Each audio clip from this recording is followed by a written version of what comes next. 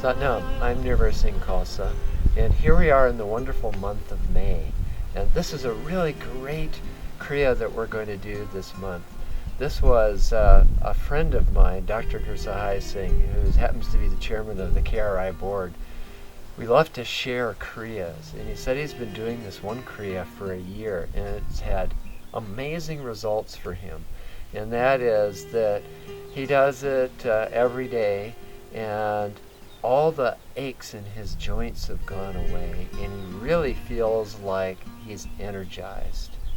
And Yogi Bhajan taught this Kriya, and it's called Kriya to Regain Youth in 1973. And so 40 days to regain youth. Gursahai did it for a year, but 40 days this whole month, let's see what kind of progress we can make in this period of time.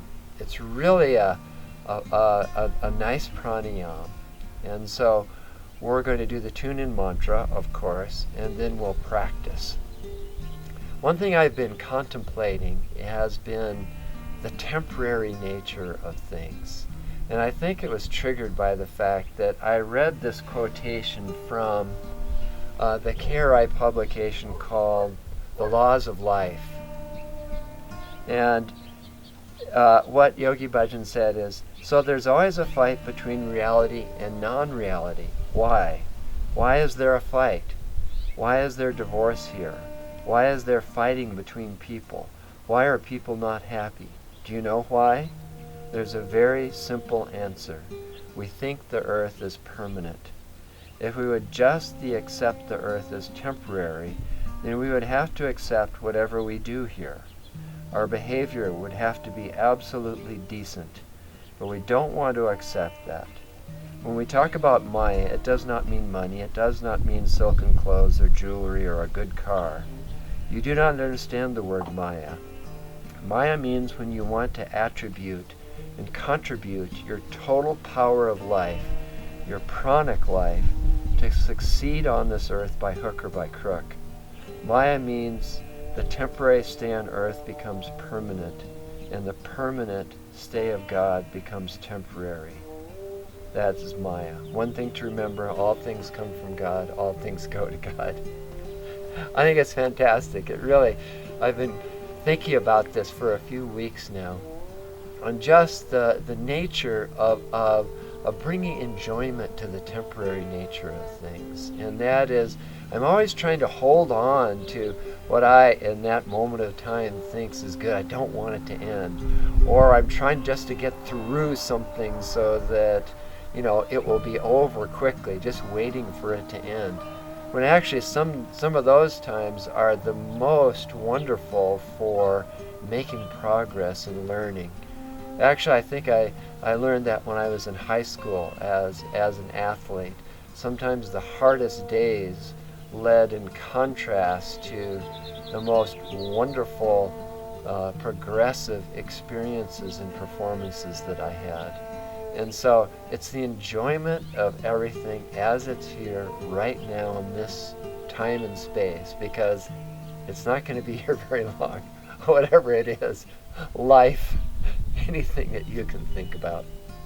And so why not have a lot of energy and bring that joie de vivre, that prana to everything that we do, because things are always shifting and changing and coming and going.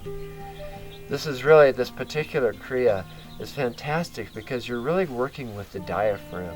What Yogi Bhajan said in 1973 is that you place the hands in prayer pose, but you get the arms in the prayer pose so that it's on the line of the rib cage. And what you're doing is you're working on this whole diaphragm area, the 8th thoracic vertebra, which is this pranic cavity. It's something that gives you so much energy that this is why you begin to feel youthful again. So it's really simple. The hands are going to be like this. The eyes are going to be gazing at the tip of the nose. And you're going to do an Ashtanga breath, an 8-part breath.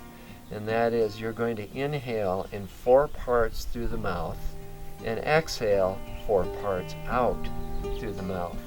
But on those inhales, you really want to feel the breath on the tip of the tongue.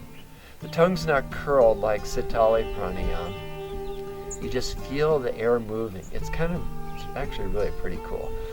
And you chant the mantra Waheguru 8 times. 4 times on the inhale, 4 times on the exhale. So it looks like this.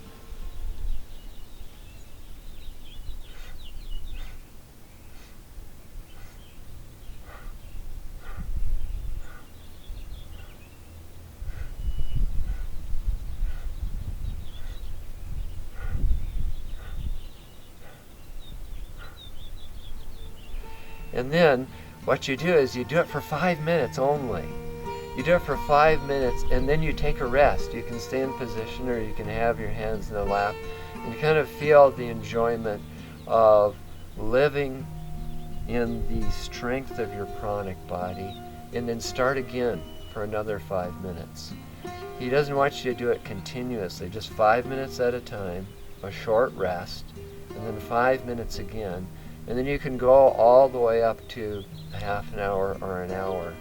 What we're going to do this month is we're going to do 3 repetitions of those 5 minutes, because that's approximately 108 repetitions, which he thought was kind of the minimum to do this, for regaining your youth, to having a lot of energy, and to enjoying whatever we have right in this time and right in this moment.